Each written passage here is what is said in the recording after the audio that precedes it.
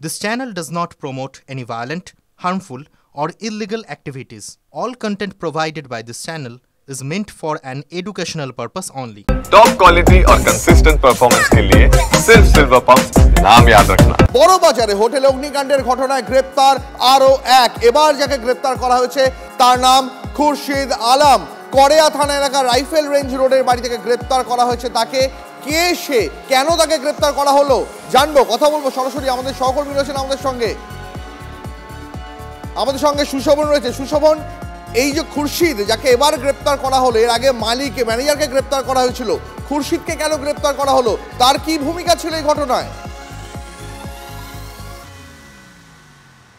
দেখো, যে interior designer ছিল সেই ডিজাইনের কন্ট্রাক্টর ছিল এই খুরশিদ আলম।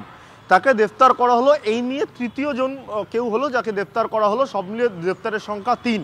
কিন্তু গ্রেপ্তার করার কারণ এটাই যে জায়গায় একেবারে একতলায়, যেখানে মূলত দোতলায় যেখানে কনস্ট্রাকশন চলছিল, সেখান থেকে কিন্তু প্রাথমিকভাবে দমকল এবং ফরেন্সিকের অনুমান যে সেখান থেকেই কোনো রকম আগুনের ফুলকি বা কোনোভাবে আগুন সেখান থেকেই প্রথমে বেরোতে শুরু করে, তারপর গ্যাস সিলিন্ডার হয় এবং তারপর এত বড় অগ্নিকাণ্ড।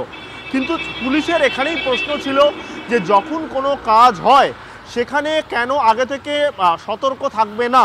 আরও সমস্যা যে সেখানে অনেক কিছু দাহ্য বস্তু মজুদ ছিল এবং যেখানে মজুদ সেখানেই কিন্তু কর্মীরা খাওয়া দাওয়া পর্যন্ত করত বা রান্না করত। সব মিলে কিন্তু যে নিয়মে কাজ করা দরকার সেই নিয়ম সেখানে মানা হয়নি। সেই জন্যই তাকে গ্রেপ্তার করা হলো। এবং যেখানে এই ইন্টেরিয়ার ডিজাইন বা কোনো ডিজাইনের কাজ হয় সেখানে কিন্তু অনেক দাহ্য বস্তু মজুদ করতে হয়, তাই সেখানে আগুন কোনোভাবেই জ্বালানো যায় না। কিন্তু তারপর নিয়মকে বুড়ো আঙুল দেখে সেখানে আগুন জ্বালানো হয়, অগ্নিসংযোগ হয়, পুরো হোটেল সেখানে আগুন জ্বলে, 14 জনের মৃত্যু হয়। অর্থাৎ একাধিক বিষয় উঠে আসে কোত্থেকে, মালিককে জিজ্ঞাসাবাদ করে, ম্যানেজারকে জিজ্ঞাসাবাদ করে। তাই দুজনকে গ্রেপ্তার করার পর কিন্তু উঠে আসে এই খুরশিদ আলমের কথা, যাকে আবার গ্রেপ্তার করা হয়। এবং এই নিয়ে কিন্তু 3 জনকে গ্রেপ্তার করা হলো। পুলিশ মনে করছে 3 জনকে জিজ্ঞাসাবাদ করে আর কার কার গাফিলতি রয়েছে এবং কোথায় কোথায় গাফিলতি তা তদন্ত করে তারা বার করবে। বেশ সুশোভন, অনেক ধন্যবাদ তোমাকে। নজর রাখো। পরে খবরে আসি। দলীয় লাইনের বিরুদ্ধে গিয়ে দিলীপ ঘোষের বিদ্রোহ জারি। ফের তৃণমূল থেকে বিজেপিতে আসা নেতাদের আক্রমণ। 21-এর পর বিজেপিতে আসা নেতারা জ্ঞান দেবেন না, হুঁশিয়ারি দিলীপ ঘোষের। আমি যখন মমতা ব্যানার্জির চোখে চোখ রেখে লড়াই করি 15 সাল থেকে, তখন এই নেতারা মমতা ব্যানার্জির কোলে খেলাধুলা করতেন, তার বাড়িতে গিয়ে এঁটো কাটা খেতেন, নাস্তা করতেন, বাড়ির সামনে লাইন দিয়ে বসে থাকতেন। আর এখন হঠাৎ বিজেপি হয়েছে। হঠাৎ বিজেপি যারা দেখুন লাফাচ্ছেন, 21-এর বিজেপি, তো তারা সকালবেলা বিজেপিতে নাস্তা করেন, দুপুরবেলা টিএমসির বাড়িতে গিয়ে লাঞ্চ করেন, আবার রাত্রেবেলা বিজেপিতে এসে ডিনার করেন। দিলীপ ঘোষের দিকে কেউ বলতে পারবে এই কথা? দিলীপ ঘোষ আজকে 4 আনার মেম্বার বিজেপি, এখন তো ফ্রিতে মেম্বার, আর কোনো পোর্টফোলিও নেই। দিলীপ ঘোষ বিজেপিতে আছে। কারো খালি চাকরি চলে যেতে, টিকিট চলে যেতে একবারে হুহুর করে ইন্দ্রের মধ্যে চলে গেছেন বিজেপি থেকে, আবার হাওয়া ঘুরতে হুহুর করে চলে আসছেন। তারা যেন দিলীপ ঘোষের ক্যারেক্টার সার্টিফিকেট না। দিলীপ ঘোষ নন, শুভেন্দু অধিকারী জননেতা। রাজ্যসভার টিকিট পেতেই মমতা বন্দ্যোপাধ্যায় দরবারে দিলীপ ঘোষ। এবার এমনই বিস্ফোরক দাবি করলেন অর্জুন সিং। ঠিক আছে, আমি দল পাল্টিয়েছিলাম, তাহলে আমার নামে 176টা মামলা কেন হলো? আর দিলীপ ঘোষের নামে ফুলের তোড়া যাচ্ছে, আমার নামে একদিনের মধ্যে 3খানা কেসের নোটিশ আসছে কেন? আমাদের গুরুত্ব বিজেপি হিসাবে আছে বেশি, উনার গুরুত্ব আছে উনাকে তৃণমূলে দালালি করার জন্য উনাকে রেখেছে, তার জন্যে আমাদের দালালি করছেন, তাই জন্যে তো ওনার কোনো নোটিশ আসছে না।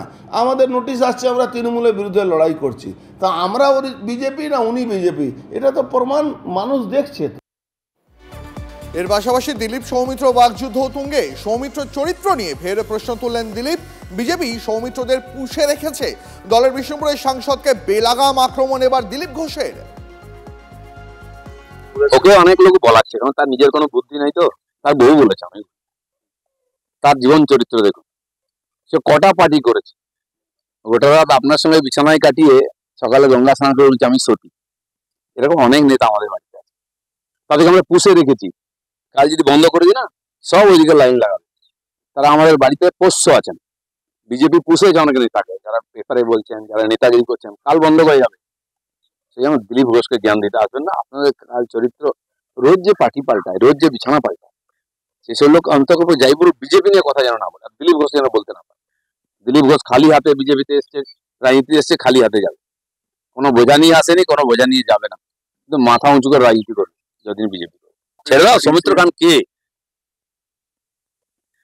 ভিক্ষা করে খাওয়া পার্টি, এঁঠো খেয়ে জীবনযাপন করেছে, সে এবার নেতা, তার কথায় গুরুত্ব দেয়। পরশু দিন সে শুভেন্দু অধিকারীকে গালাগালি দিচ্ছে, তারপরের দিন সুকান্ত মজুমদারকে গালাগালি দিচ্ছে।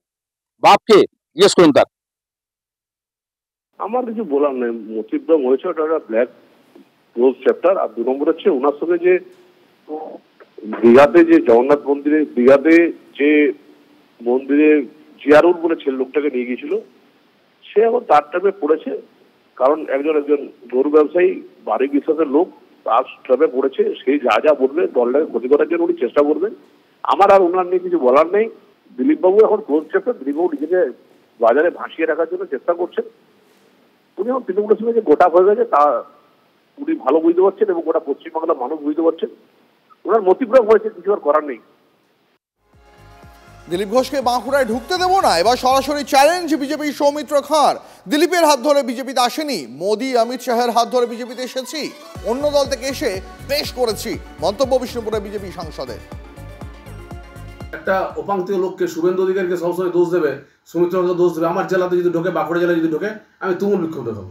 ওসব লোককে আমি ঢুকতে দেবো, কেউ ঢুকতে দেবে না। আমরা আজকে সবসময় বলছেন যে অন্য দল থেকে এসেছি, আরে বেশ করেছি। আমার নিজের বাপের দম আছে, নরেন্দ্র মোদীর আশীর্বাদ আছে, অমিত শাহজির আশীর্বাদ আছে, অন্য দল থেকে এসেছি, বেশ করেছি। তোমার নিজের চরকায় তেল দাও ভাই, তুমি জিতে দেখাও।